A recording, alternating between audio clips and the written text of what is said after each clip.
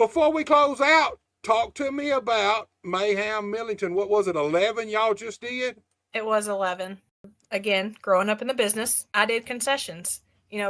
As running a show as a whole, you not only have to think about your talent, you have to think about somebody that's going to run your music. Or if you have lights, you have to have somebody run lights. Then you have to have concessions. It's not a one-man band. You have to have so many people. If this year's was as big as last year's, it can only get bigger from what I can tell. So when I found out that, originally Poker wasn't going to do a Mayhem 11. So when he announced it, I immediately reached out and was like, hey, I'll do your concessions again this year. That's something you don't have to worry about. So I'm hoping maybe next year he'll run another one. Wink, wink, Poker. Maybe he can book me on that one and I can find somebody to run concessions for him then, which shouldn't be a problem. We'll see how that goes. Well, the last few years, he seems to be starting to draw really good crowds. I don't know exactly what this one was.